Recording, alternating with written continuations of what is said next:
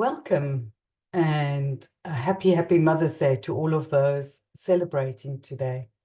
I just wanted to share something from my perspective. I had a look at a rather funny piece this morning that was showing motherhood in its complexity and how at times it's really difficult to deal with a child who's screaming or in some kind of turmoil and really showing the emotions. So just a little bit about what I used to do to just bring some peace and some equilibrium for myself. I used to step, as long as I made sure that the children would be safe, I would step out into the garden for a moment and just do a walk about the garden, touching the leaves, smelling the air, smelling the flowers, and looking at the sky. And I did this just to bring that sense of peace, even in the midst of craziness, it felt like for me at times. So what I wanted to say about motherhood as well is that it doesn't always look like the perfect picture. It's often you doing the best you can with the knowledge you have at the time. And with this in mind, I want to share a story.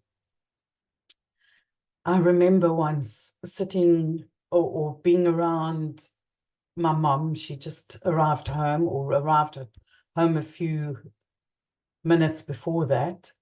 And we were all preparing now for dinner and things like that. And she asked of my youngest sister, Carol, where was she? And I said, but weren't you supposed to collect her from the library? That's what I understood to happen. And my mom had an absolute, almost a breakdown, because she had forgotten her at the library. I went with her in the car. We arrived there, and there was Carol sitting underneath the one and only light that was in the area. She loved reading. She loved the library. And she wasn't at all perturbed. She was sitting there and reading her book under the light, the only one there.